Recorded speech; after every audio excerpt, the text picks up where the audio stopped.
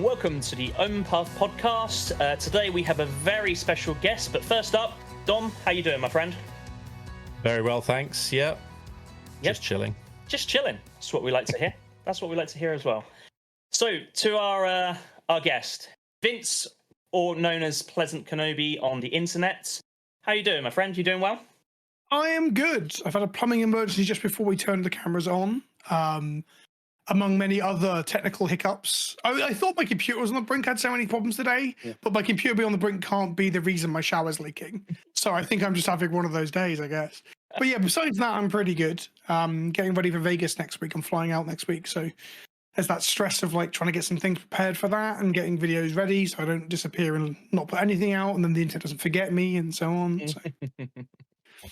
Yes, I will be. Well, I will also be attending. I'm very much looking forward to it. Yep, looking forward to it. It'll be my first American or North American MagicCon, so I'm looking forward to it. It'll be good fun. Sweet. Vegas is good. Have you been to Vegas before for non-Magic stuff? I have, and it's a wild city. Yes. It's pretty good. But not quite what I was expecting.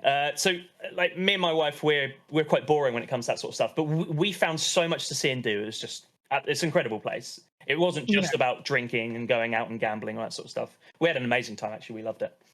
Yeah, it's a wild city where you can kind of find anything you want, right? And the drinking and the gambling is a big thing. But I'm kind of off the booze at the moment, so I don't know if I'm going to drink next week. Okay. So I haven't done a sober Vegas yet. So maybe this is the one. Who knows? Excellent. I like the idea of that. So for anyone that has been under a stone or doesn't know who you are, Vince, tell us all about you and tell us where we can find you.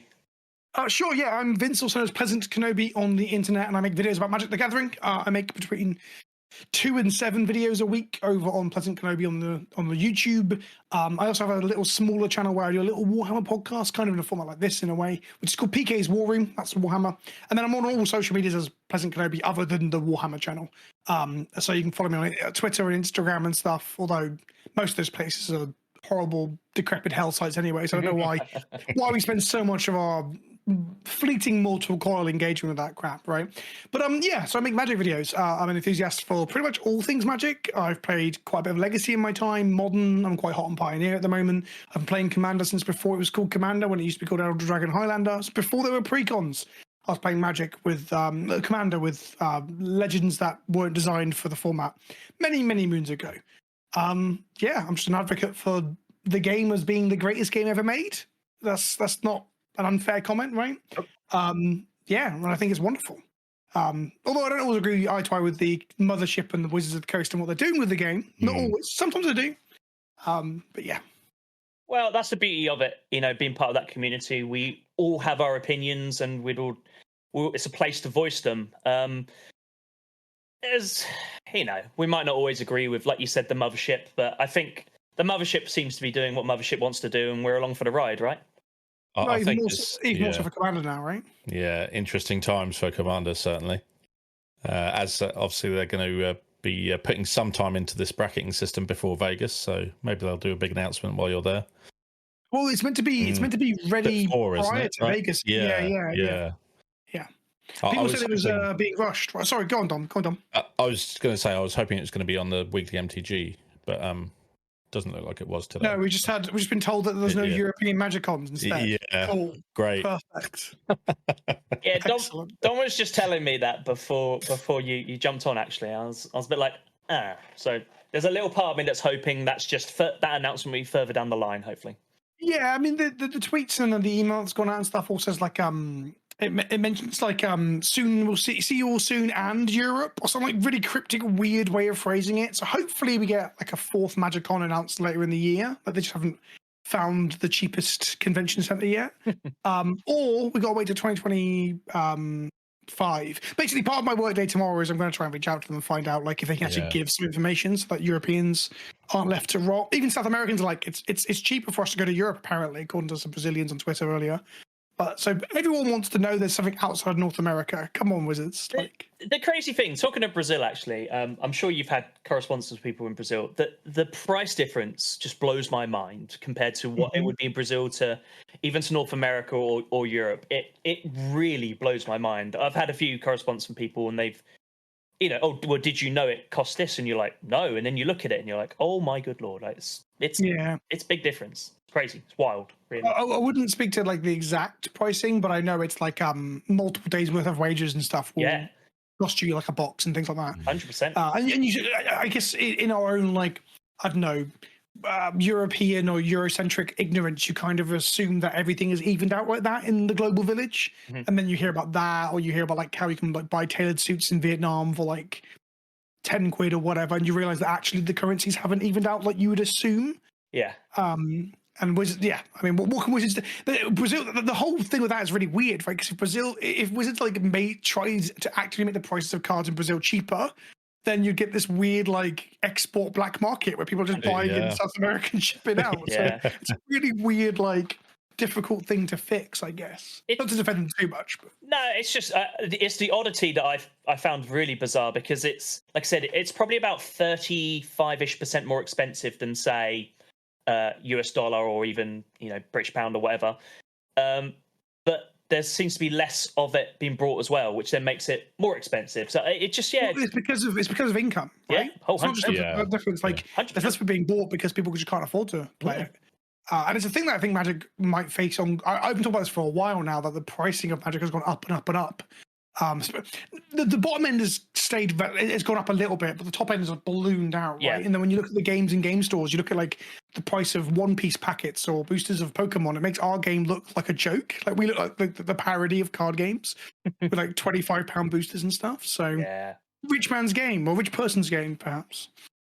Yeah, I mean, I don't have any issues with having layers and levels for everybody, but I think that bottom line needs to be the bottom line, and it needs to be accessible to people. That's what I've always thought.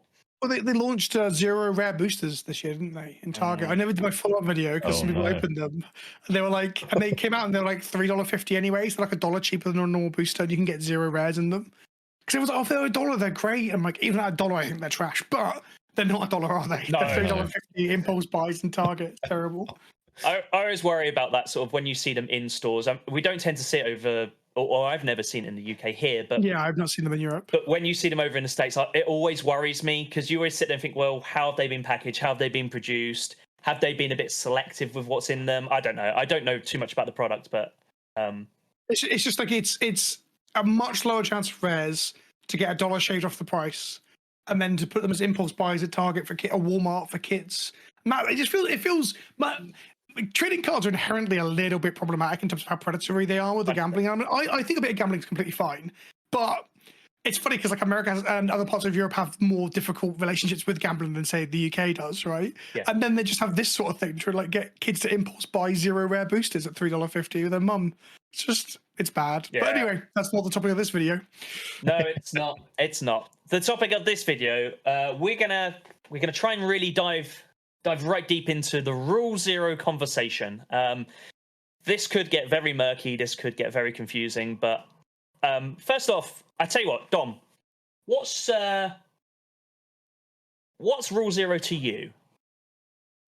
To me, where to begin? Okay, well, I mean, the Rules Committee, a former Rules Committee, have said it's a way of changing the rules so that everyone has fun. As simple as that. So you have and that leads into like the social contract. It's supposed to be a casual format, so you have a little discussion before the game. What kind of power levels are we playing? How long do we want this game to go for? What turn do you think your deck might try to win on? And, you know, is your deck filled with infinite combos? Is it going to win through combat damage? All that kind of stuff to kind of cater the experience to everyone's tastes. That would be my thoughts on it. I also think that it sometimes doesn't exist for a lot of players, but that is the next. We'll get into that. Okay, we'll touch on that a little bit. What about yourself, Vince? What's Rule Zero to you? What does it look like to you? To me, what it looks like is it's relatively absent. Like the amount of like games I've played when no one has that conversation, and sometimes it goes fine. And then sometimes it goes lopsided, or sometimes you have the conversation and it just wasn't even remotely close to actually achieving what it's set out to be. I think even like people who aren't that terminally online, like people like us, are like vaguely aware of the idea of having a conversation before a game. I had a game at a new store down in Southampton this week where we tried to engage in a conversation like this, and he said something like, "I don't have any 9s or 10s." We were like, okay. I mean, my friend looked at it like immediately, like, that's a weird statement. And we looked at each other, and then what it turned out was what he thought his 8 was like some slightly modified pre-con. And then I felt like the ass because I played the One Ring, and he was like, "What's that doing there?" I'm like, "Oh, okay." So it was like the Rule Zero conversation is kind of like a no-brainer that there should be a discussion around the social element of a game that is a format that is inherently social. Mm-hmm. I just think that in its current iteration, it doesn't really work, and the language is so nebulous and nonsensical that people say the same words and then different things come out of them because the current power level rating system is complete dog shit and it's never worked. So yeah, I mean, look, I think where it starts to get really muddied and complicated is we're talking about someone's perception of their deck or your deck. And when they're making a perception of your deck and they have no idea about it, I mean, we all know that if you saw a Kenrith commander deck pop onto the table, you know it's going to be of a reasonable level. Whether someone says, well, it's not a powerful Kenrith deck, yeah, but it's still a Kenrith deck. So you're still, even with that, you're still working within margins. But when you have someone that says, exactly like you just sort of said, oh, it's not a 9 or a 10, to my mind, that could go either way. That could be someone sort of saying it is a 9 or a 10, but I don't really want to give that information away to you. Or, like you said, their perception of their deck is completely skewed and completely different. The Kenrith thing's interesting, right? Because I see what you're saying, and I kind of agree that like they tend to be like good stuff decks or have a lot of the good stuff costs 5 colors. However, I've encountered multiple players in my local area who are just playing Kenrith for the 5 colors, and their mana bases are bad, and they're just playing a lot of cards that they think are good, but some of them kind of aren't for the level they think they're playing at, but they're not. So even like the perception we can have about someone's commander, that's what the Rule Zero conversation can help with in theory, is that you're like, are you actually playing? Is this, someone plays Kirik and you're like, is this a CDH deck? They're like, no, it's not a CDH deck. It's actually really derpy, blah, blah, blah, blah, blah. And then that should, in theory, inform the game you're about to play. Because otherwise, I will very much go out of my way to disrupt the Kirik or the Kenrith deck because I'm making this assumption about what they're playing, right? But again, with newer, greener, more casual fields like my local stores, it's kind of a joke because they'll say their deck's really soft and they'll play like a Winter Orb, and you're like, what is going on here?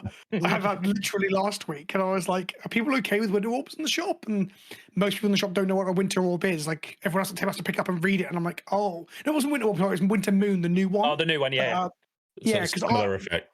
Yeah, I had like 7. I had like 4 islands and 4 planes in play. No, 3 and 3, 6 when he cast it, and I was like, I guess I'm okay then. And the other player had nothing but like ETB tapped lands and was like, oh, I'm screwed. And I'm like, you are screwed, but it's this store doesn't have this conversation framework or understanding. So we're like so far back from the Rule Zero that everyone thinks we're having on Reddit or Twitter. It's pretty funny. Look, is this another part of the bigger question, which is there is an idea that is put online that the Rule Zero should be this, lovely fuzzy thing that we all sit down and do, and is the reality behind it that nobody has it? Because actually, you make a really good point, and me and Dom were talking about this the other day. There'll be a general conversation within our pods, our LGS, but we don't sit down and have the Rule Zero conversation because we generally know people, or we know someone that's sitting down that is new, and we talk to them. What commander you're playing.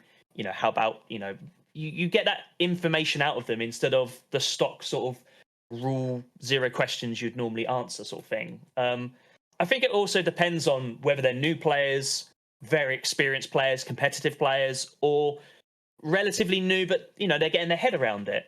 These are all questions that, who's got time to sit there and ask all these questions, get all this information for 3 other people in the pod, and then go, okay, we're now going to make this decision. So we can surely understand why this doesn't happen, right?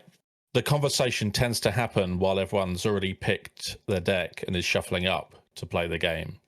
It's like at that point, they've already selected what they're likely to be playing. Unless you've said before that happens, what kind of power are we talking pre-cons or I feel like it's a much more useful conversation after the first game, where it's like, okay, do you want to go up or down in power level, this kind of thing.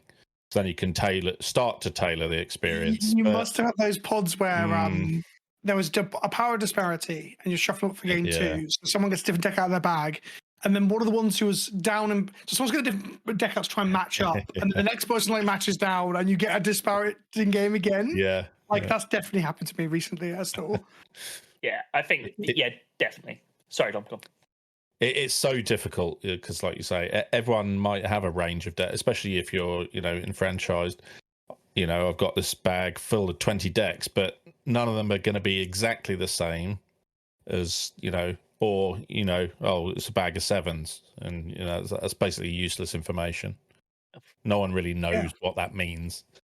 It's like I cannot get over how bad the power ranking system was and is, in spite of at one point Channel Fireball put out before one of the command fests before the pandemic, they had this list with I'd have to find it, and just reading it, and it's it's 1 through 10. It's got some point, and none of it makes any sense, and it's all still relatively subjective and stuff. You can't get competitive players to agree what decks are tier 1, 2, and 3 in modern or legacy. Yeah. So asking casual players to determine what if their deck is a 1 through 10 in a format where it's, except for the 10s, no one's really competing. It's such an unfit for purpose system.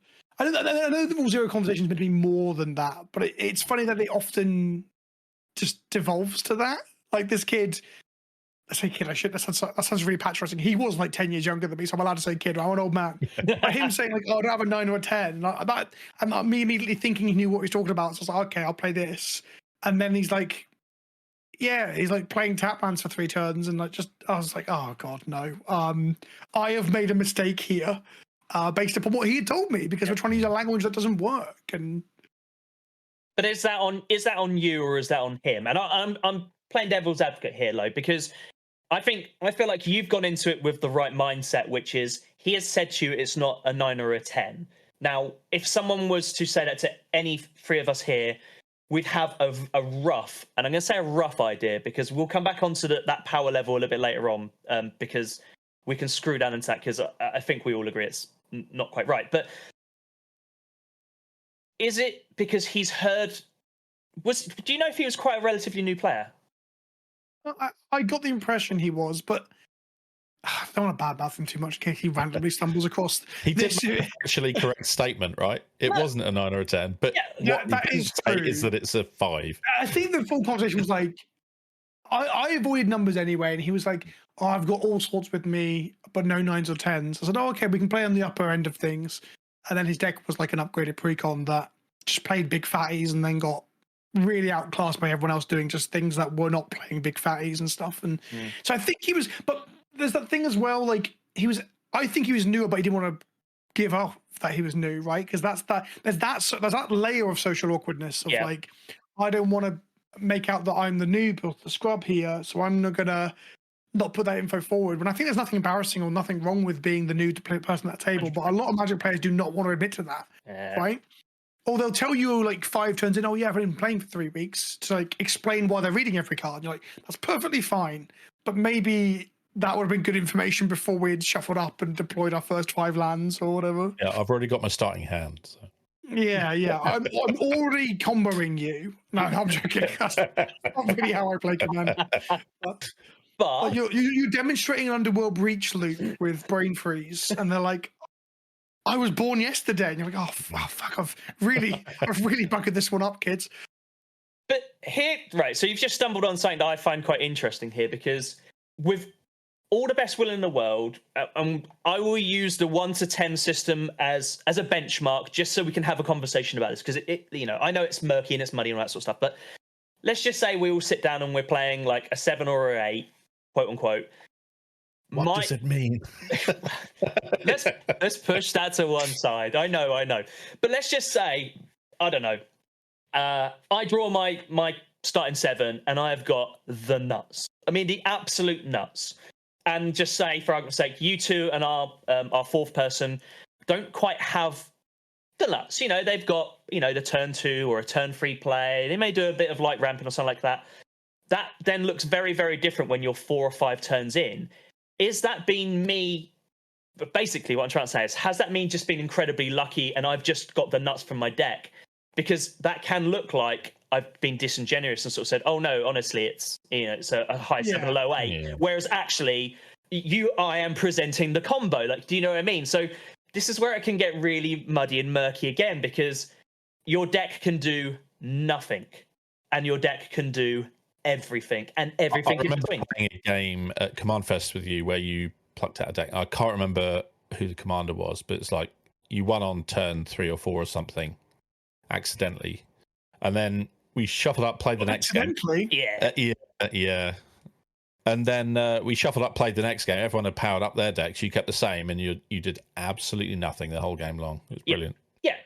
Yeah. So I think that will happen, but I think obviously, sometimes, you will have that turn 1 Sol Ring and get so far ahead. No one can stop you. But I don't think that is kind of relevant to the conversation. It's like, what is your deck capable of? Do you have infinite combos? What is your game plan? How are you trying to win? But when do you think you might end up winning? But this is why I think a better thing to say than But this is why I think it can be relevant, because if you sit down to a pod at a Command Fest, where we've all been in this position, you sit down, you don't know anyone, it's fine, you sit there, have a conversation.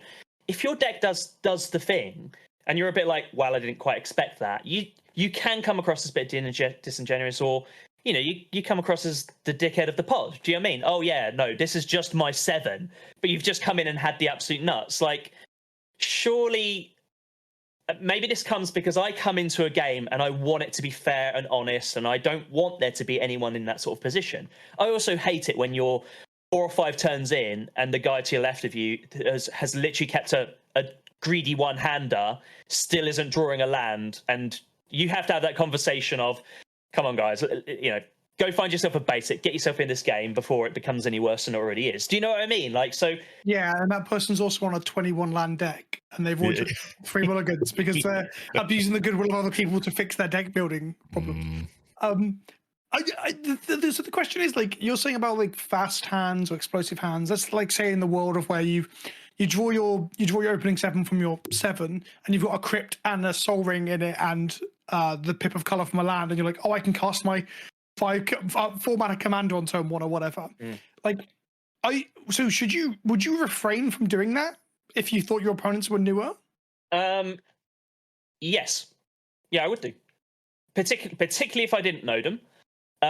It's the same as I have a rule when it comes to board wipes, that when you get to a point in the game, I won't board wipe, because I think you're just dragging you're adding 30 to 60 minutes on top of someone else's. No. There are situations where the game's going to go another 60 minutes because no one can attack. Unless I'm going to look to win within a turn or 2. A wrath is a tool that should be utilised to 100%. keep people in check. 100%. Sometimes it's necessary. 100%. And then when the turn comes around again, sometimes it is necessary again. And I agree with you both. I truly do. But you guys must have been in those type of games where, the board states are a bit clogged up. That's normally the good time for a board wipe. And someone does it, absolutely fine, and then you start to build up again, and then it happens again. And then you look at your watch, you're like, I'm 2.5 hours into this game. But no one's really doing anything because there's no good attacks or whatever. If there's no good attacks, you should probably wrath. Yeah. That's how you're not going to get a good attack.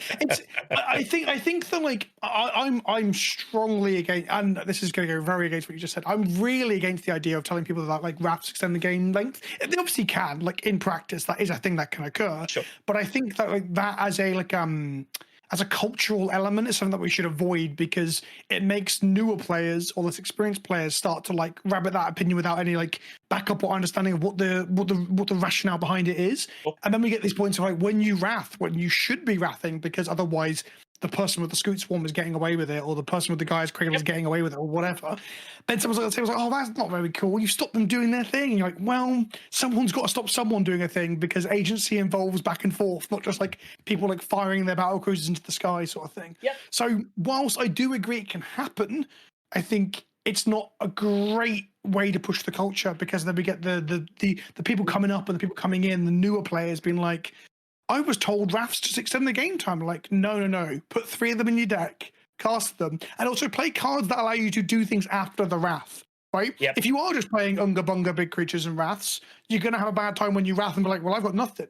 You should play like utility enchantments and planeswalkers and artifacts and stuff that allow you to do actions and proceed in pushing your game forward after you've Wrathed. That's like a really obvious statement, but a lot of people don't do that, right? A lot of people are like, I'm playing elves, green-white elves, so I've got elves that are Wrath. Like, play some things that don't go to the Wrath. I don't know. I think, certainly for newer players, there's like obviously everyone loves their like efficient Wraths, but actually there's a few Wraths that are 1 or 2 mana more that leave you with some huge creature. Yep. After you've done it, and at least then you've still got your big creature, right? I've just printed to destroy tap or untapped, right? That was literally that was a really it's a really good one. People should play Fraying Lines. That's from Baldur's Gate. You guys aware of that one? The 4-mana artifact one? It emulates a rope in a game of D&D. And what it is like each player can continue to hold onto the rope I've seen as you this, pass it around. So you pay 2 mana in your upkeep as a trigger to put a line counter or a rope counter on a creature you control. And then at the point that someone stops paying, the line gets snapped or gets cut, and everyone who's not holding onto the rope dies. Yeah, brilliant. Gets slowed up. So it's a really fun Wrath because it gives everyone choices. And you can be like, I'm going to cast this now. I'm going to pass the turn, and you get to decide whether it pops or not. And the next player's like, I'll put a counter on my commander. It's not efficient. It's not powerful. Well, it is powerful. It's not efficient. It's not competitive, but it is a card that I think more people should play because it's so much fun to like talk to the table then resolve it. That does sound really fun. Okay, so just while we're on this little side tangent, then what about land destruction, Vince? Do you think we should be playing more of it or less of it in EDH? I think people should play more of it. Yeah, I 100% agree with you. I wholeheartedly agree with you, and it's amazing. I've said that to a few, like when I've been playing at Command Fest and that sort of stuff, and people look at you as if like, what? More land destruction? I said, yeah, there's some pretty powerful lands out there, and you need to be able to keep it. Glacial Chasm goes down, you need to get rid of it. You need to try and exile it, or put it into a graveyard and Bajuka Bog it or something. Like the amount of times where you'll see a game that goes, those powerful lands are just not dealt with. It needs to happen. Yeah, I think Cradle is part of its power is that it's part of a protected class of permanence. Yeah. Like it's obviously an incredible magic card. Like it's good in Legacy where Wasteland is a common thing as a 4-of, but it's like in a protected class and it's dumb. I mean, we have moved away from that a little bit. People do play Ghost Quarters and Field of Ruins and Dust Bowls and stuff. That has become a bit less of a stigma. But I'm like, I think like I truly think like Keldon Firebombers and like Rumination and stuff should see more play because again, certain decks, there's a running joke, especially among like newer casual players of Simic value piles or Simic. Oh, you know what a Simic deck does? I'm like, well, sure, I guess blue-green does do this thing, but if you Ruination a blue-green player at the right time, sometimes they don't get to carry on doing that thing because you've played all your mana rocks and they've played all their like Farseeks and Harrows, and you're like, well, my mana rocks survived the Ruination. Your breeding pools and chops don't. So yeah. I think again, maybe there's a bit of social contract into that. There's a bit of a feel bad when your lands get destroyed. It's like, well, it's a perfect, it's a valid thing to do, and there's a time and a place for it. Yeah. I think you need to be able to follow up on it and like make your actions proceed towards an outcome that people can see coming, and we get somewhere. Yeah. Like slammer jamming Armageddon with nothing else in play is going to upset people. Yeah. I mean, I've done it. I've done it in videos. I've done it to like other creators on purpose. And they're like, "Why are you doing this?" It's like I'm just sowing chaos. I wouldn't do this in a normal game at an LGS, but this is different, right? So yeah, you've got a Teferi's Protection in response to your own wrath. That's the way. I say that's what you do, don't you? And that's normally when you get caught short with your pants down because someone's like, "No, that's not happening. I'm going to counter spell." And you're like, "Oh no." It is wild that Teferi's Protection gets away with it as well. Everyone just thinks Teferi's Protection is a perfectly reasonable magic card. It's like it's the most insane 3-mana protection spell you've ever seen. That's great. And people just shrug it off. No one cares. It's like people can Wrath and you can completely remove all your stuff and not get attacked for the turn cycle as well. Yeah. Yeah. People should side eye that card a bit more, I think, in terms of like it's pretty good. It's pretty good. What yeah. Maybe we'll come and where that's gonna fit into the tiers. No. Later on. Tier 3. Bracket 3, sorry. Bracket 3. Bracket, yeah. Of course, sorry.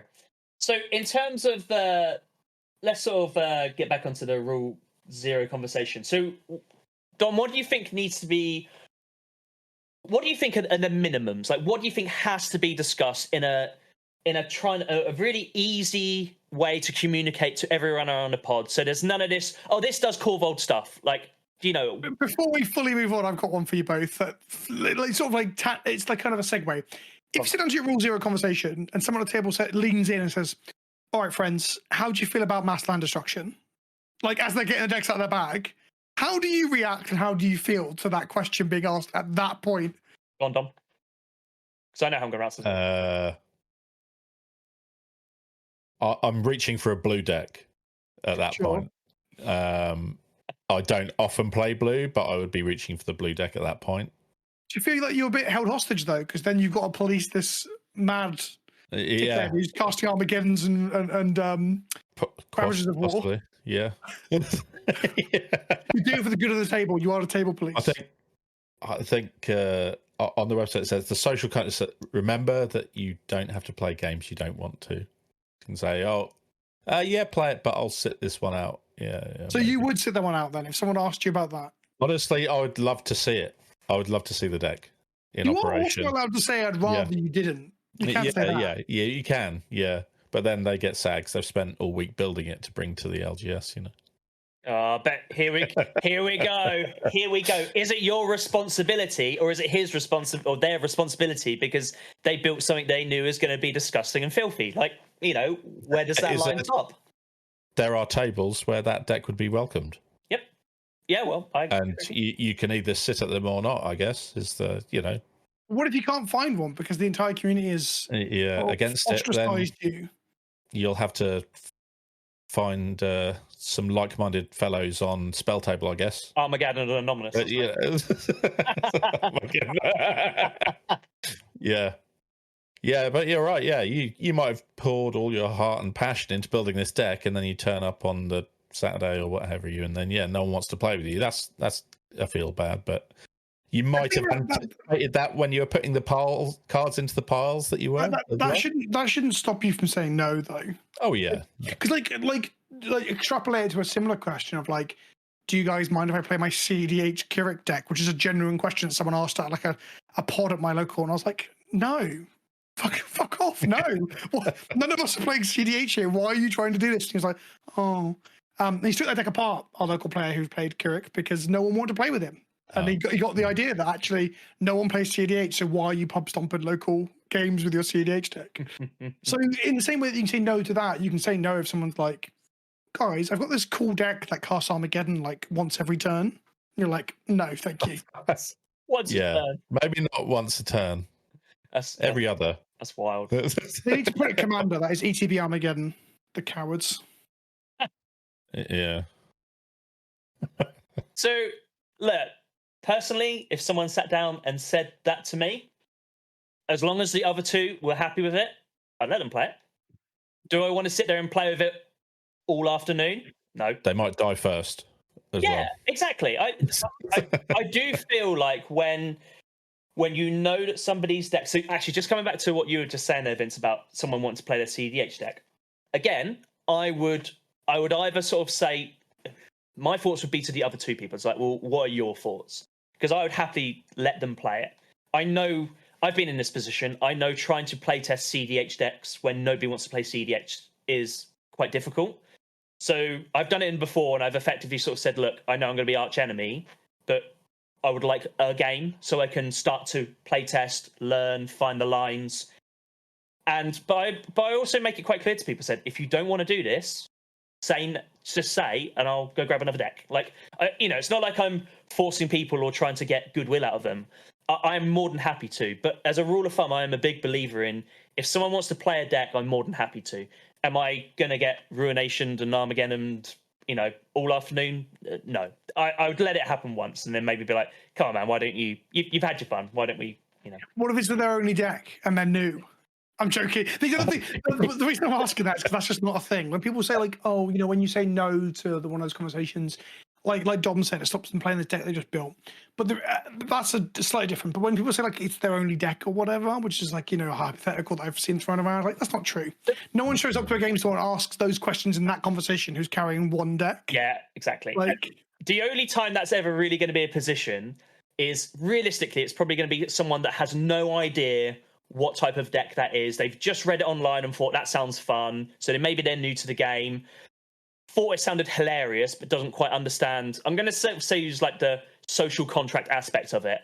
But so that's kind of really going to be the only person. But equally, everyone's got to learn somehow, haven't they? So, when someone then pulls them to one side and be like, did you have a fun day, my friend? He's like, I didn't play a single game. It's like, it's probably because of the deck you built. You do realize that's a bit rum. It's a bit disgusting. I don't know. But yeah, like I said, the vast majority of people there will have a bag with at least a few other decks in that you can always borrow. I'd lend a deck out to someone in that sort of position. I don't want to see anyone in that. If they're sat in the corner, because they're not playing a game, that's different to not being able to play the deck they wanted to, isn't it? It's a bit different. But... I'll be a bit wary of lending one of my decks to someone who's come in and they've got like Armageddon's hidden between their fingers. Like, do you know what I mean? That kind of person is a bit suspect, if you ask me. I would equally sort of say if this was someone, if this was in our situation when we're at an LGS or say our LGS and I either recognise them or then I'd be more inclined to sort of say, yeah, no problems. Are they going to be, clawing up my expensive, powerful decks? No, like 100% not. But I've probably got an upgraded precon that I'd quite happily let someone, catch them tearing up your lands. They're just obsessed with the idea of land destruction. Anyway, I think I'll destroy. I'm just prevailing with this hypothetical like Cataclysm. Their T-shirt says #1 Cataclysm fan or something. I'm a big fan of Cataclysm. It was a great crutch for mono white for many years. Yeah, I've cast many a Cataclysm in my day. Not most of them not in Commander, to be honest, but a couple in Commander. Just one or two. But I think really, so this is the thing, like about the Rule Zero thing. I think it can be really blurred. I think it can be really confusing sometimes. Dom said something to me off camera. I thought was really kind of hit the nail on the head, which is has the game outgrown Rule Zero? Was there a time when Rule Zero was, it was cute and lovely and sweet, the same as EDH, maybe towards the beginnings? Or has the beast grown up so big that Rule Zero is just a bit irrelevant now? I think EDH doesn't work without social conversation anyway, or at least some social element. So like there's an inherentness to the format that requires it. It's just that we don't have a very good language framework for it at the moment. This is why I'm quite up for the brackets. I think the brackets will actually give us, at least the ones who crave this, some people just ignore it and carry on like they do currently, and the world will keep spinning, right? Yeah. But yeah, I don't know if the game's outgrown it in the sense that EDH really only works when you actually all do agree to be on the same page to an extent. Yep. The games that break down and the miserable games are the ones where that doesn't happen, right? So I don't think it's outgrown it. I just don't think it's as easy to like codify Rule Zero as like people would like to. Yeah. Like there are some elements to that are pretty good. Like the proxy conversation. Like people asking, are we okay with proxies? Yeah. I actually see it as a bit of a red flag when someone says they're not. I'm a bit like, okay, that's fine. I can play with it without it, but it makes me feel like, okay, what? I don't get it. I don't really understand why you wouldn't let someone else at the table who's got less income than you play with the same cards, Yeah. But maybe that's a philosophical thing. And the other one is like I'm going through a phase of playing Mill in Commander. So I've built 2 different Mill decks, Jund Mill and Blue Black Mill. And both of them steal my opponent's stuff. Koram and Captain Nagathoth. Nice. So the other day I told the table, this deck will steal your things. Is everyone okay with me handling your cards? And this kid was like, no, I don't want you stealing my stuff. And I was like, I followed up with just to like really level down here. Are you being serious? And they were like, yes. I was like, okay, absolutely. Just needed to check because I can't play this deck then. And then the kid came around after a couple of games. They actually let me play it, and they were okay with it because they got a win in as well with their turn 4 combo. It's very strange.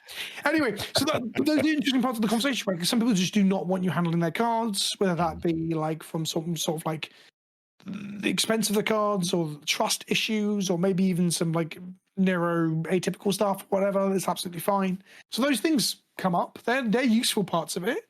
Like I think those are good things to talk about before we start playing a game of Magic. That's for sure. Yep. What about, say, something like I know we've obviously talked about proxies, but what about like silver bordered? What happens if someone said to you, "I've got a silver bordered deck and I think it's really interesting"? Would you happily let me play it, Vince? I would ask you to clarify what you mean by silver bordered and which cards. Because if you were playing any of the legends from like Unstable or whatever, fine. If you're playing like Band-Aid, where you have to sing, you have to stand up and sing where you're like searching all over for a land, I'm out. Like, I don't like singing. I don't like clothes coming off. Like any of those cards, the cards that absolutely go outside the confines of the game. And I've played Commander with those cards. Like, this is from experience. Like, we used to play in a library at Winchester University, and we already got kids. I said kids, they're the same age as me at the time, but walking through to go to the Union, and they'd shout Yu-Gi-Oh, Yu-Gi-Oh, because they were drunk and they saw other kids playing cards, right? Yeah. And then we had this guy who wanted to play silver border cards, and we let him, and he was singing, and he was taking his shoes off and putting them on the table, and people were walking past. Like, I was like, we already look like complete losers, which I can absolutely stomach. But you singing and taking your shoes off is just like one step too far, my friend. Please do not play those cards again. It's interesting because they did make them legal for a short while after the one of the silver border sets came out, and that was quite a fun time. But yeah, most of those commanders are really fun and interesting. Yeah. None of them involve you having to like do the floss or the okey pokey or whatever. I think I drafted it with some friends, and I ended up with I think it's Griselda the Monster Masher. So it's like you mash two creatures together, and it turns into one big creature with all of the effects, which is it's not too bad.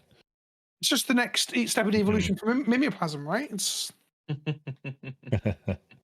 But no, loads of those commanders are cool. So some of that, yeah, absolutely. If people were playing like contraptions or stickers or whatever, and they wanted to play that, I'll be like, yeah, that's probably fine. I'd love to see this. I'm all for people playing like weird variants and stuff. Yeah. I put out a tweet a little while back where I wanted to play Ash from the Evil Dead in my command zone, who's a pure steel paladin. Yeah. With the chainsaw as like his partner commander.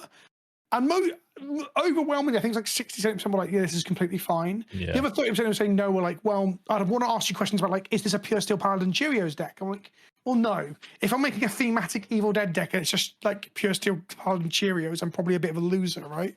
So that is not my intention or plan, That was such a miss making it a non-legendary. I think I still can't get over it. It's probably the biggest secret lair fail I can think of. It was such a weird choice. Like his girlfriend who gets decapitated and buried out in the woods early on in the first movie is a legendary creature you can play. He's just like one of a playset of 4 cards from Modern. It's weird. Sad. Yeah. I feel like I learned a lesson because then we got the Lara Croft one where it was actually a unique legendary. Yeah.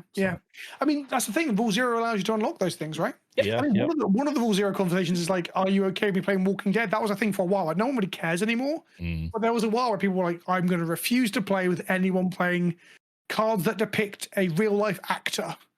And then we fast forward like 3 or 4 years and we've got like Hugh Grant on a Magic card. No one gives a shit. So, yeah, exactly. How things change, hey? Yeah. I wonder if there are actually many of those players out there dying on their heels with a smile on their face, or whether they just went, it's not that bad, actually.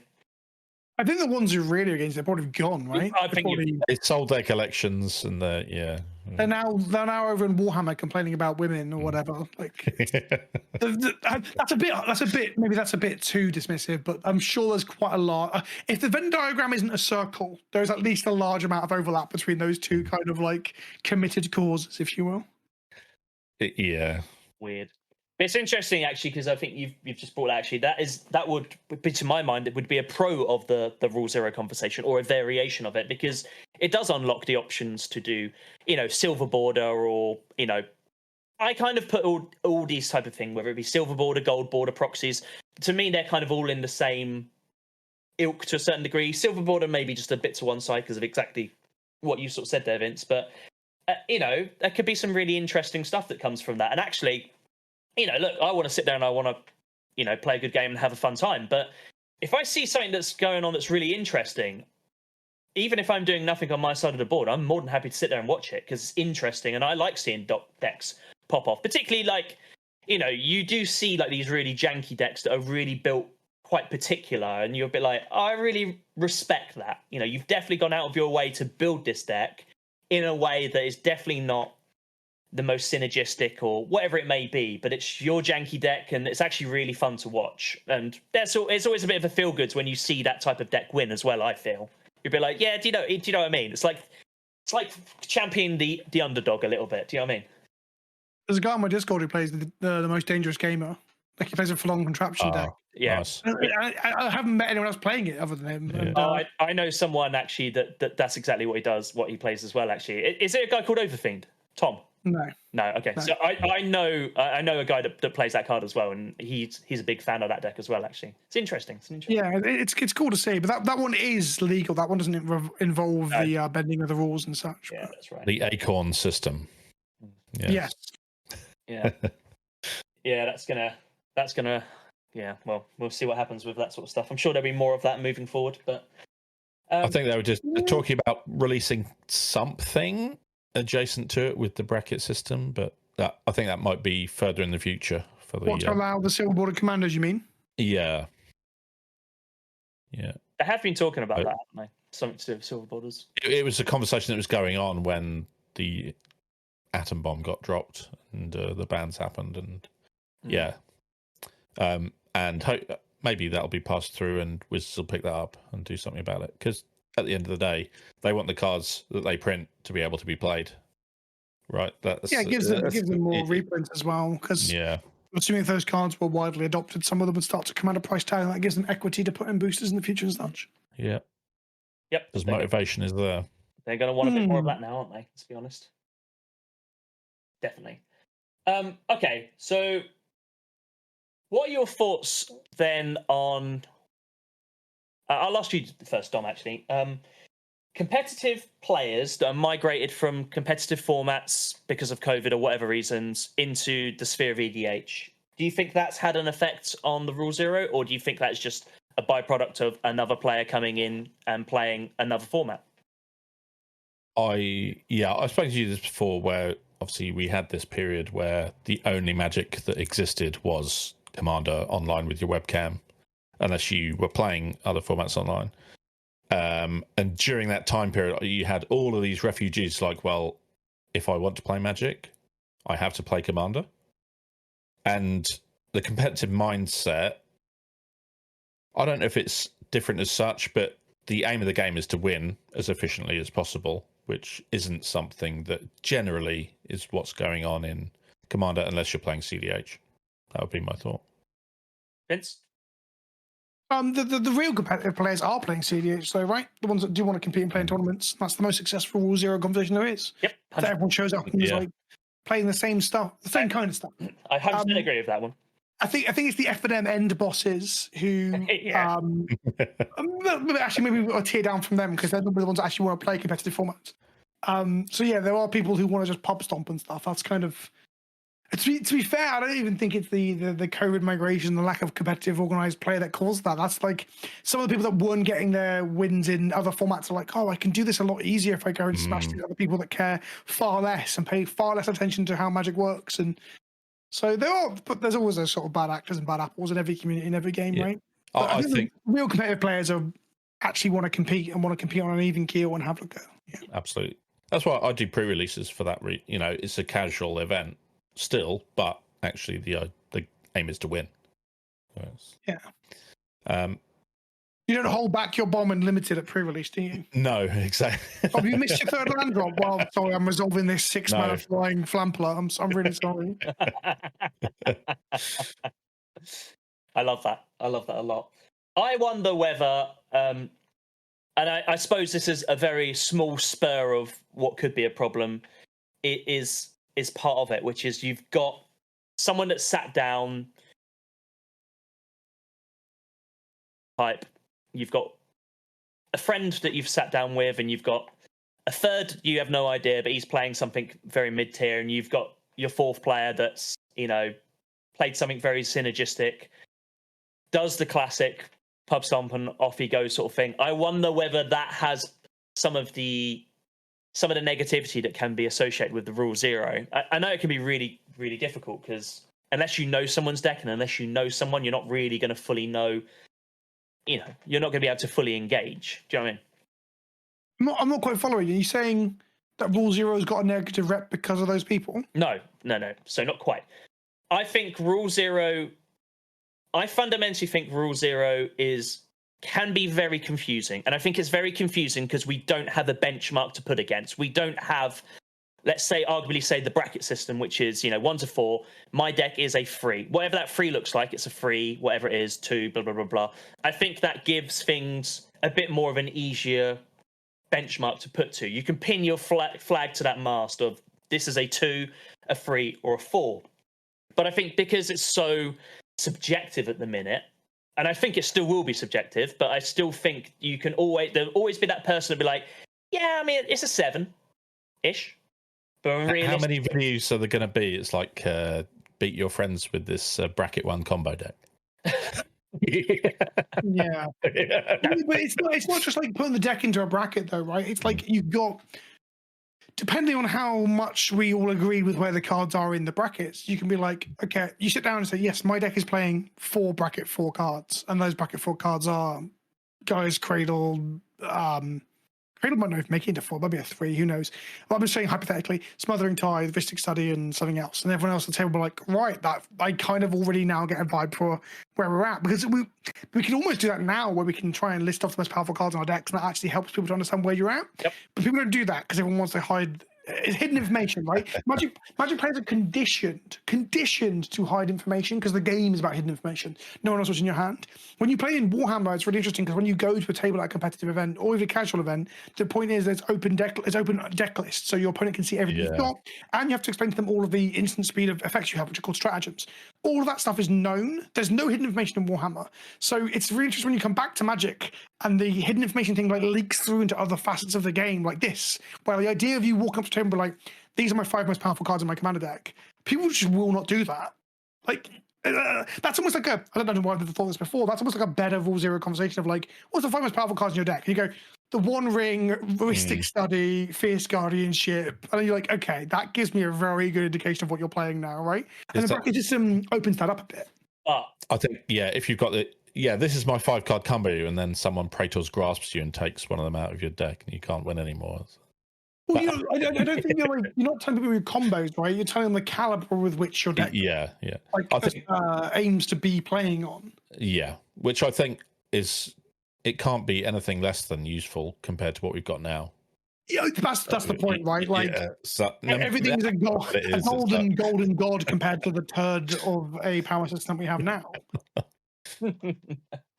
Yeah. So to just like narrow down what I was saying, then it's more about saying your deck is a 3. I think is just as vague, apart from the fact we know what some of the cards are being a 3, right? I think actually saying like how being able to point and say I've got it's gonna get really frustrating. Like 15 level 3s and 12 level 2s or whatever.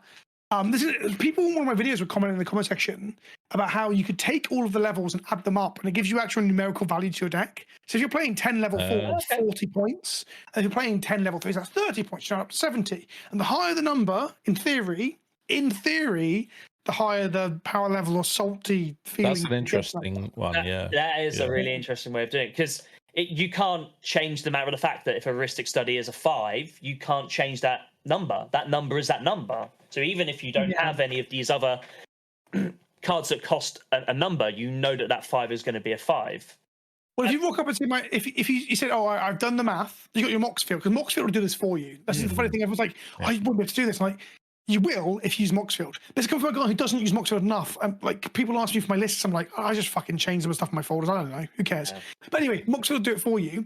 If you walk up to the table and go, so how many points is your deck worth if you go by the bracket system? And you go, mine is 5. And you're like, what do you mean? I've got 1-1, 1-4, and everything else is unbracketed because it's stuff that no one cares about. Do you know what I mean? Getting the lowest number possible to be able to play. That's a sweet way to play Magic. Yeah. That'll be interesting because they've said they're not going to obviously bracket all the cards because there's too many. So I might try and build bracketless decks, which is tough for me because I'd like to play fetch lands. And they said they'll put fetch lands in bracket 1, but then if I'm playing 4 fetch lands, that's 4 points. Yeah. Maybe say outside of mana base, my deck is a 0, and then the mana base is like Ancient Tomb, Gaia's Cradle. Yeah. But all it is vanilla creatures. Yeah, because I don't think vanilla, like Tireless Tracker, for example, which plays very well with fetch lands. If you have like Ramen Apps and Crucibles, I don't think Tireless Tracker is going to be in any of the brackets. At worst, it'll be in bracket 1, right? Yeah. It's a very synergistic card, isn't it? Yeah, it's a card that I can imagine they just don't bother bracketing because no one gives a shit. So I think there'll be an entire world, like a whole play world of like, I'm playing in the bracketless Wild West, where like nothing is. But then there'll be outliers, right? There'll be a card like, oh, they didn't bracket 8 mana Ugin. That card seems a lot better than everything else we're playing. If someone like ramps into it and exiles the board, that'll probably happen, you know. So yeah, I think there'll probably be a fluid motion for at the beginning anyway. I think they'll introduce an idea, they'll play with the idea. It'll probably get tweaked and changed a few times. It's all fine and dandy. it'd be very fun if it's dropped the weekend before Vegas, and then while you're in, which is this weekend. Yeah. And then when you're in Vegas, people are like discussing on the floor of like, well, this card is obviously not in the right bracket or whatever. I think that's exciting. Yeah, no, I would love to sit down at a table and people are talking about the new bracket system. I think it'd be really interesting because you're not just getting that information from the internet. You're physically sat down in front of someone that's talking to you about it. And you can hear, well, what are your thoughts on this? How do you feel about it? Oh, I don't like it because of A, B, and C. Well, what about you? Oh, actually, I really love it because I now feel like I've got a way that I can sort of say to my friends, what bracket systems are we working with? 1, 2, 3, or 4, whatever it is. I think it's, it's potentially exciting times. The real problem is that because I'll be flying next Tuesday, I've hardly got any time to actually make videos about this. Oh. Yeah. Right? I'm not going to make videos on the road. I'm terrible at that kind of thing. So I'm gutted that I'm going to have to wait until I get back from Vegas. But I guess Vegas will give me a lot of food for thought, right? Nothing else other than it'll definitely invite discussion. Whether that's Rule Zero discussion or not is another matter, I guess. But I think it's a huge step in the right direction. I'm really looking forward to what they release. It's going to be interesting seeing where some of my decks end up. So I want to talk about the bracket system. I just want to tie the Rule Zero thing up. I want to just tie this up. Do you think the problem with Rule Zero is the players that use Rule Zero? Vince? Maybe. I think a lot of the problems with Magic is Magic players. I agree with that. I 100% agree with you. That's kind of what I'm getting at. But yeah, full on extrapolate that. The problem is Magic players, right? Like, yes and no. It really, really does depend. Much like a Rule Zero conversation would. Yeah. But like some players are just like unable to have that kind of. I see it as having a very sensible conversation that could hopefully help us have like a fun time. Yep. Like I said, some players will come along being cagey. So like, my deck's only an 8, and they think they've got a 10, and then it turns out they got a 4. That's kind of what happened with us with that game that I mentioned earlier in the video. Like, I think he was trying to get us a little bit, and then was like hugely outclassed, which was very funny because it kind of backfired on him. So there are players like that, but there are players that also want to have like a really reasonable like game of Magic. So I think it, in my opinion, it really depends. Yeah, Dom, what are your thoughts on that? Yeah, I mean, I agree with everything Vince said. It's there will always be outliers, but in general, I think certainly for enfranchised player, inviting that conversation, especially with newer people, if they're just rocked up to your LGS, is important. 100%. Especially if they're brand new and it's just them, they might not even have the courage to, speak up about it. Yeah, and it's kind of on us as people who've been playing for a long time to invite those discussions in the first place. Yep. And help them out, if they don't understand it. Yep. I 100% agree with that. I think that's a fantastic point because, I've spoke about on the pod previously, I was lucky enough that I had the confidence to walk into my LGS and just go talk to the guys behind the table and say, yo, I'm new to Magic and I want to learn. And they were very accepting and very open arms and helped me along my way. Not everybody's got that confidence. So if they just about pluck that confidence up that they've brought that deck off Amazon or online or wherever they've bought it from, that they then want to go sit down and play with, the last thing they then want is a wildly bad game that makes them go, do you know what? I didn't enjoy that. I'm not going to go back. That's not good for anyone, is it? Let's be honest. But also, the question I asked is also one of those things where it's like, well, is the human race the worst thing that the human race is? Do you know what I mean? The problem is you get the best and you get the worst, and it's going to be the same with anything, isn't it? I truly believe. Sorry, I can see like Vince slightly wincing here. I truly believe that the Magic Gathering community is fantastic. I think there are some rotten eggs, but I truly believe. I've had nothing but positive experiences, or mainly. It's just a hard thing to like nod along to after the last 3 weeks of just. I hear you. Horrible shit that's happened to like people that I'm quite close to, right? So like, yeah. But on the whole, it's pretty good, and we do tend to weed the bad apples out, right? We don't. Yeah, we don't have an open Nazi problem like we have in Warhammer, for example. So yeah, Magic's doing all right compared to that. But not a high bar to clear, but no, it's not, is it? No, it's not. It's like the fucking lowest bar in the world.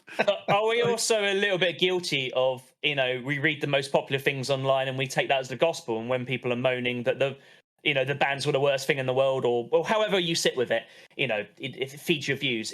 Does that then skew our idea? Because I think, honestly, when you go to events, you sit down and you play with people, I honestly don't think any of that stuff matters. I really don't. I think people sit down, they want to play their decks, and they want to have fun, fundamentally. Yeah, Command Fest was a good example of that, right? You just went to it and everyone was pretty chill. I did have some people chatting to me who were like, oh, my plan this weekend was to get a memento, was to buy a textured Jeweled Lotus with some trading value at like JK cards or whatever. And I was like, whoa, I'm glad they banned it the week before, but the week after then for you, I guess. So there's a bit of that. But no, most people at Command Fest were just wanting to play Magic, right? Just on a side note, actually, just because you brought that up, you must get plenty of people want to cause some sort of controversy with you, almost like try and call you out on things you've said. Like, that must get old, mustn't it? Yeah. Well, what do you mean, sorry? Well, no, so what I mean is, yes. Yeah, I mean, like, so I know, I've sort of read from tweets and things like that. Obviously, people like to, they want to try and feel like they've got something to say that's against you, what you've said on the video or something like that. Like that must get pretty boring, mustn't it? Yeah. Being online gets old and tiring. Oh, I'm very outspoken. I'm very honest and very like heart on my sleeve as well, which gives people ammunition. Sometimes people try and get at me for my political beliefs or my feelings or whatever. People try and get at me for how I play Magic. People try and get at me for things I've said, like about cards or whatever. Didn't you say you thought this card was ban worthy or whatever? And like it's funny because on the whole, those things I tend to come out on the right side of history with. Like I watched my One Ring video the other day because someone said that someone had commented on like, you were full of shit when this got revealed or whatever. I went back and watched it, and in the video I'm like, this is bonkers, this is nuts, I can't believe they printed this, no card compares to it. And I was going back and comparing it to like every other colorless card draw source like in the history of Magic, and like the closest you get like Urza's Blueprint, 6 mana with 6 echo, draw 1 or whatever. The closest actually that I didn't talk about the videos is Reckoner Bankbuster. 2 mana thing that you pay 2 into to draw a card. It costs 8 mana, you draw like 4 cards. Where the thing's like 4 mana, draw 8, lose 5 or whatever. Anyway, so yes, to answer your question, absolutely. That is unfortunately a huge part of the job that I have as a full-time content creator. And it only gets worse the larger you get. And you have to like sort of like weigh it up with the good. The good is overwhelmingly better, but Prof said it in the video where he talked to Josh Lee Kwai about Josh's reaction to the bans. He spoke about how you can have all the praise in the world and all it takes is like a stray rock, and he's referring to a metaphor for a bad comment, just clock you across the forehead and your concentration and everything is on that stray rock. Right? It's not on the love and adoration and praise that you've got from all the other people. So yeah, being an online personality is rough at times, and you've kind of got to have a thick skin. But I feel like my skin is like just worn down over the last 5 or so weeks, if we're completely honest. With I got brigaded in Warhammer. I got like people talking about how I'm clearly not a white man, how the phrenology checks out for the shape of my skull.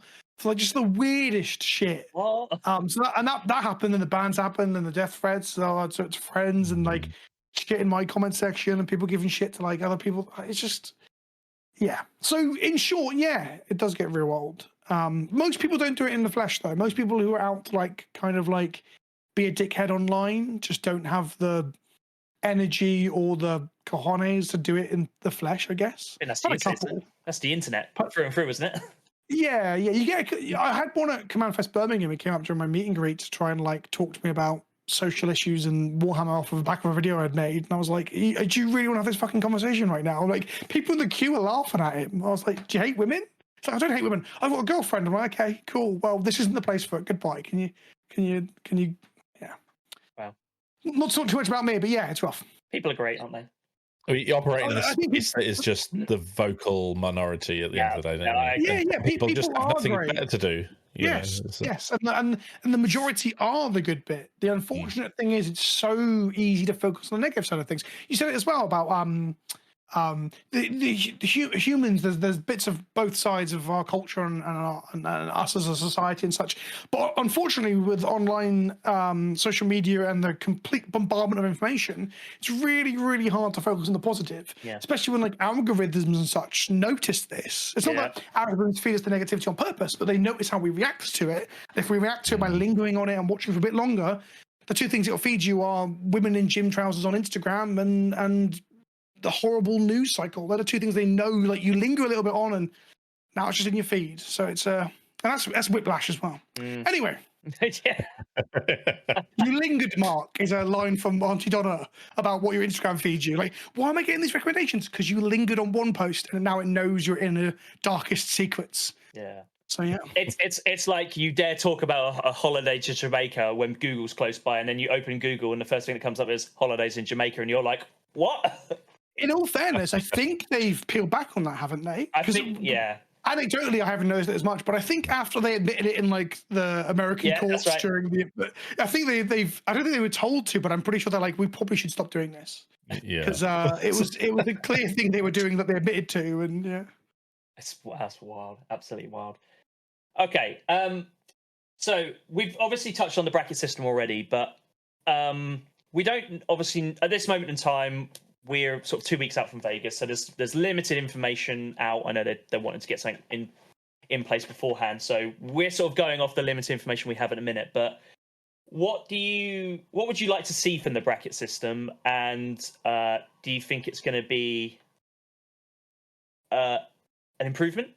Dom, I'll let you have a little stab first at this. 100% an improvement, as I previously stated, because what we have at the moment is nothing, basically. You have to have a conversation, and no one can rate their own deck. It's impossible, or they choose not to. And at least I think actually the really good idea is what Vince said, where actually you get a total points value for your deck. Will be really interesting to see that. And yeah, sure, some things will fall into the wrong brackets, I'm sure, but a point or two here or there won't make a huge amount of difference, I guess. I'm looking forward to see what they present. Yep. And knowing that my deck's a bracket 1 or a 2 will just make that conversation so much easier. Vince? I'm in a similar boat. I think I've made it quite clear over the other comments that I've made about the power level system. I don't think it's adequate, and I think giving us I use the word codified, it's giving us language, right? At the moment, we don't have that language, or people aren't willing, or we do have the language because you could outright tell people how much fast mana you have and how many instant combos you have and similar, but people don't. So putting it into the brackets kind of opens it up and makes it more of an honest conversation where people are aware of where things are situated and similar, even if you don't necessarily agree with them, which I think is going to be the next big contentious point. People are going to be absolutely livid that Smothering Tide dares to be a 3 or a 4 or whatever. So yeah, it's just, I think it's an absolute drastic improvement on what we've got at the moment, but what we've got at the moment is almost nothing. And the great thing about it is that it's not a ban list. These aren't, well, you could, if you talk Rule Zero with your regular playgroup, stratify these and say, we don't play any 4s in this pod, we don't play any 3s in this pod. You could turn that into a voluntary ban list, but it isn't an inherent ban list or an explicit one. So it's not forcing anyone to play by it so much, in the same way that there are just a load of people that don't bother adhering to any sort of social conversation before the game, the Rule Zero conversation. You don't have to do anything with the brackets either. Especially because I have friends who are too cool for it. They really just do not want to have a conversation before the game. And I just have to laugh at them. Like, okay, whoa, you're too cool to have a conversation about not playing the most degenerate stuff you can. But yeah, so those people can continue doing that because the bracket system doesn't force them to do anything. Yeah. All that said, actually, there is a potential flip side. I don't know how true this will be. I'm just thinking hypotheticals of putting things in the bracket 4, the top bracket, does make things look scary to to new players. So, for example, it's a bit like earlier on talking about Wraths. Like the most Wraths are not going to be in bracket 4. Hell, I don't even think Slate Grift will get into 4. Maybe it will. That's probably like the only example, right? So Wraths being in 3 might make newer players who are like scared to play with 3 or 4. I think that stuff's too CDH style. Might then be funny or salty or have issues with people playing 3s or 4s in the decks, even when they're playing in a pod where one person's got 1 4 in their deck. They opened a 1 ring from a collector booster at Christmas. They're playing it in their really jank, basically bracket 1 deck. And then another player sees that it's a 4 and they're like, oh, God. Yeah. The 1 ring's a bad example. The 1 ring takes every game. So the 1 ring's a bad example, but something similar to that, you know? Yeah, that's an interesting point, really. I generally agree with both of you in terms of this. I think it's going to be really exciting to see what happens. My only slight concern would be, I know there isn't really a hard and fast rule system, but Vince made a really good point about the Channel Fireball one that was used from a while ago. If you use that as a benchmark, well, no, I don't think you should use that as a benchmark, but if you was to use that as a light benchmark, people struggle to identify decks between 1 and 10, apart from 10, because we all know what 10 is. My only concern would be, are they going to be creating more grey area? But I suppose that's the initial point, is that they are trying to implement a system, and that system will probably change vastly in the first 3 to 6 months, or maybe a bit longer. Let it settle down and see what happens. Do we want violent changes, or do we want them to go, right, this is what we're going to do. We want 6 months. We want to collect data on it. We want to identify whether it's working, whether it's not, and then make those sort of changes. Or do we want knee-jerk reactions of the community didn't like after 2 weeks, so we're going to do A, B, and C? I hope that doesn't happen, personally. I mean, you can choose to simply ignore it as well. There is that. But like you say, it doesn't force you to do anything. No, people are going to get upset, and there will be some rage peddled around certain things. So I often get characterized as one of these creators, which is really funny. I think my videos are really rational and reasonable. I just have to do stupid thumbnails and titles because no one clicks them otherwise. But there are creators out there who will make videos that are like, I can't believe they put Sol Ring in this bracket. Hell, that might even be a thumbnail or title that I do sardonically and people just won't get it. But I think there will be some outrage peddled around stuff like that, because they've already said that Sol Ring is like bracketless almost. It's a 0. It's a 0, so it's going to be in bracket 1 if they put it in anything, or they may even make that separate 5th bracket, because it's just part of the format. It's Pandora's box is open, and yada yada yada. And people get really, really bent out of shape about this because their crypts got banned. I'll tell you what, if crypt was only 50p and wasn't $100, $200, no one would be having these bent out of shape conversations. No. It's so funny to like watch people get motivated by money and not necessarily even admit it. But anyway, so Sol Ring will be one of those, and there'll be a few like that, like the Smothering Ties, Heuristic Studies and such, where people will be arguing they should have been 1 up or 1 down or whatever. But ultimately, it doesn't really matter that much, especially if those become contentious amongst the community. That can be part of the initial conversation of like, I am playing 1 bracket 4 card, but that bracket 4 card is Slate Grift or whatever. Although I hate playing Slate Grift, So, right. Vince, bear in mind what's happened in the last 3 odd weeks, and bear in mind what we've got coming up ahead of us. Do you think EDH is in a good place? Yeah, it's in this. The argument is it's in the exact same place it was like 5 weeks ago or whatever, 4 weeks ago. If anything, I'd say it's in a better spot because it's pretty much the same game as it was, except they banned 4 cards that probably needed to go.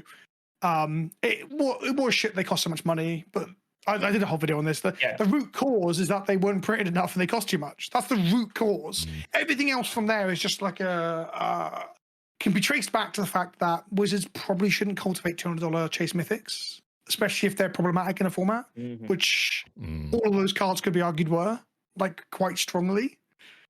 So I think the format's in a better spot than there's ever been, because all 3 of those cards should have gone. The only problem was the monetary value of a secondary market, which can't be ignored in a card game. But fair enough. Dom? How about you? Oh, no, you're asking Dom. Swing the baton. Printing it as Chase Mythics in premium sets as well to make sure that price doesn't move or simply goes up because it's an extended art or a textured foil now is egregious.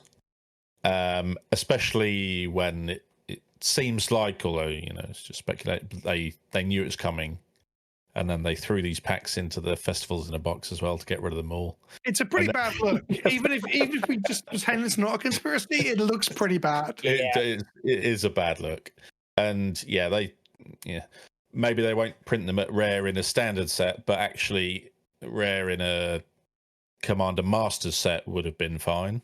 I thought you were insinuating that they should have put Crypt into standard then, Dom. No. Can you imagine that for 5 years? Play vintage. No, thank you. George Lotus good though, but can you imagine in a draft? You're like, you get your third pack of F&M, it's just George Lotus, and you're like,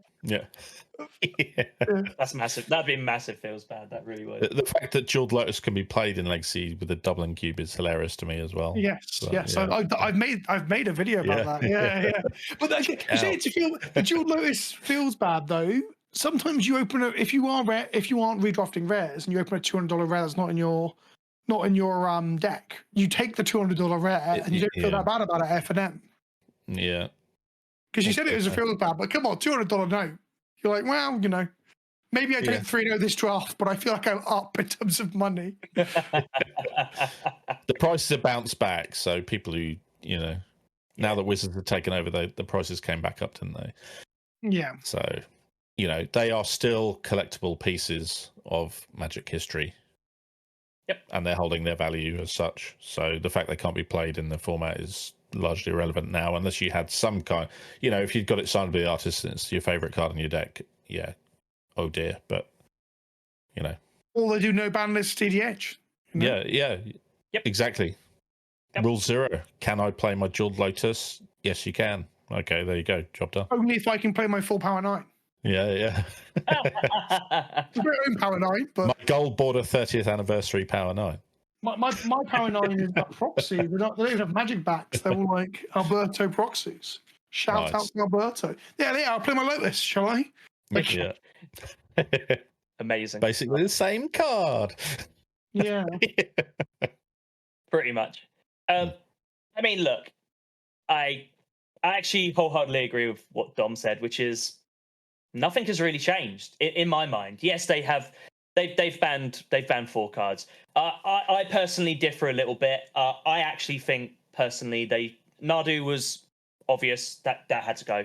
Dockside Extortionist, I get. I actually think they probably should have just done those 2 and then said we're keeping an eye on Jeweled Lotus and Mana Crypt. I think the community would have just accepted that considerably better. I don't think we'd be in the position we are in now. But I say in the position we are in now, we're in no different position than 4 cards have been banned. Other than that, I will still go down on a Wednesday or a Sunday, go sit in the same pods I play. And I'll be honest with you. I mean, I had and I used those cards. I've taken them out and I haven't missed or noticed them really gone in a minute. Maybe it's because I haven't played enough games since they've been gone, but I just don't think we're really seeing that much of a change. You were doing stuff like CDH. I know there's been big changes there, but from the side of things that I'm involved in, they've been very accepting of it, and they're like, okay, well, we'll use it as a shake-up, and we're going to see how the meta flows, and it gives them an opportunity to build new decks and see where they finish up. So that's got to be a good thing for them as well, isn't it? Yeah. The community wouldn't give a shit if the cards only cost $1. Yeah, absolutely. No. So fundamentally, I 1,000,000% agree with you. If it was a 50 pence card, we wouldn't be having this conversation right now.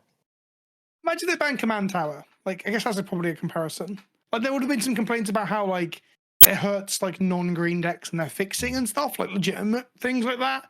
But that's the kind of thing that it should have been but it wasn't because everyone got hurt monetarily, which really sucks. It really, really sucks. It's kind of like a full circle. I joked earlier about how our card game looks like the farcical exaggeration of what a card game should look like when you see $25 boosters on a display.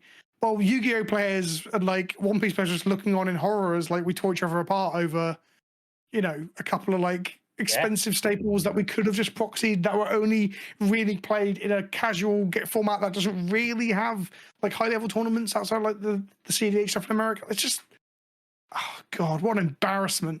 What an embarrassment! Jesus. But we broke 9th place in the top selling TCGs in Japan this month. Oh wow! Yeah. Is that because of the Jewel Lotus ban? Oh, no, I don't Can you know. imagine? Actually, that that was something that I wouldn't say shocked me, but was definitely a surprise. When we were over in Japan, I was sorting out, and you had One Piece and all sorts of card games. You had open areas where they were playing this in shopping malls and stuff like that. You very rarely saw Magic the Gathering, actually. The only places you saw people playing Magic the Gathering was in trading card stores that predominantly were selling Magic the Gathering. It was. I reckon you probably saw 10 or 15% of what I saw would have been Magic the Gathering. Everything else was, there was a lot of One Piece and a lot of the other trading card games. It's because it is. Magic always been out of the top 4, hasn't it? And then Bandai released like 6 games, which pushed it further and further down the pole. It's interesting because they do so many Japanese exclusive promos and things that I wish they would release over here, but obviously it's because they have to put in that effort to get up there. Yeah, ninth place, right? If they didn't do that, they wouldn't be on the list, I guess. They should be making animes and more comic books and all that sort of stuff. Yeah. But well, apparently the TV show is back alive. Yeah. Back on. It's in its 3rd or 4th iteration now. It got action and then swooped straight back up, didn't it? Well, I think they had to. I think that what happened with the show was that it had been like canned and restarted, and then it was Brandon Ruth who wasn't aware. He was the voice of Gideon, so he had said, "Oh no, it's all been canned because I'm not involved anymore." And then they had to put out a press announcement the next day, being like, "No, it's still going. It's just like his stuff's been cut because we've just restarted the whole thing again." Like that thing's gonna be stuck in limbo forever, right? Like it's never coming out. It's never coming out. I agree with you. I think it's going to be one of those things, those distant memories. That's like, when's this coming out? And then just as you think that, they'll release, oh yeah, we are now doing it. It's going to be coming in X period of time. And then, you know what's really interesting is that the last time I did a video on the Netflix TV show myself, it was quite a successful video. I think it did quite well by my numbers at the time. And the video I did recently saying it's not dead, by the way, which was a response video to, because I'm going to bother talking about it dying and then the next day being resurrected seemingly, right? That was a news point. That video was like the 10 out of 10 worst performing video on my channel of the last 30 days. Like, no one gives a shit. Like, everyone's just like, who cares at this point? No. It's so funny when you get like that. So until we're sat down watching the first episode, it doesn't exist. I mean, big news cycle if and when it finally comes, and then because it won't be Arcane, because nothing can really be Arcane. Like, this is not Arcane. I'm like, it doesn't need to be Arcane. It just needs to be like, just okay, right? Just average would be fine. We want to see those characters, on their adventures at the end of the day. Yeah, that would be cool. It's just, we can see Chandra and Gideon having a Rule Zero conversation. Yeah. There's the manga, isn't there, that is based on players playing Magic in a class or in Japan. So I wonder if they've ever had a Rule Zero conversation. I wonder if Commanders ever got into the storyline of that, because that's meant to be about competitive Magic, isn't it? So it's set in like the 90s, so it's like really early Magic. I think destroy all humans or something like that, isn't it? Yeah, destroy all humans. They can't be regenerated is the name. Yeah, it's the rough translation of the context. Yeah. It's coming out in the UK, I think, in early November. It's already been unleashed in the US. Something for me to buy and never ever read. Yeah, but you do get promo cards with it. And stuff that I've never read. Yeah. I think you get the first promo card is a Diabolic Edict. I think so. When you buy the volumes, you do get promo cards with it. Sweet. We're going to get promo cards that are probably not playable by today's standards. They're all still in promo out of the game, right? But unique art or old style art anyway. It'll be interesting. I'll probably pre-order it and give it a read. Apparently it's quite me too. So. Sounding that sort of whole idea of getting a promo card with a book or a magazine is sounding very Mana Cryptish, isn't it? Or the original. Maybe this is going to happen again. Yeah, maybe you'll get a Mana Crypt as well with every issue. Yeah, can you imagine? Horrific feel bad that would be. Okay, I mean, look, a lot was talked about there, and I knew this was going to happen, but I feel like we're probably no further forward with the Rule Zero conversation than we were beforehand. But there's a glimmer of hope with the bracket system. That's the way I summarise this. So basically, we've just had the exact same experience as having a Rule Zero conversation in Commander, where we've got no further forward. We're just going to pick the decks that we're going to pick anyway. Yeah. I've already shuffled up. I've already drawn my starting hand. Exactly. Yeah, it's a 7. I've said I'm already in turn 2. I'm like, hurry up. I I've said I'm going to play my tree bid deck, and I'm going to play my tree bid deck. I don't care what you guys say. We're already in the mix of that. Awesome. Right. Vince, first and foremost, thank you so much for coming on and talking to us. It's been an absolute pleasure. I've loved your input, and we'll have to hopefully we can get you back on at some point, and we can talk to you about something else, some other hot topic that we can talk about. Yeah, I'm all rule zeroed out at this point, so yeah. Like I said, I think we've all come to the conclusion that the Rule Zero conversation needs its own Rule Zero conversation, and it infinitely repeats, and it doesn't really matter, does it? Let's be honest. Just talk to people at a game store. 100% talk to. I mean, it's easier said than done if you've got like social anxiety, or you're new, or there's clicks and stuff. Like, I do appreciate that. I come from this sort of perspective of like being an old grumpy man who doesn't care anymore about what people think, and also already have a platform and are already established. So, but other people might not have that. But yeah, ultimately, just have a chat with people. Yeah, exactly. Talk to make some friends. Yeah. I know. Basically, talk to people. Don't be a dick. There you go. Sorted. Oh, well, you can still be a dick. Armageddon, Cataclysm. You're only halfway there, Alex. I say, don't be a dick. I play quite a bit of Control, and I love it. So, who really is the villain and the dick in the room? It's all subjective. Exactly, Vince. 100%.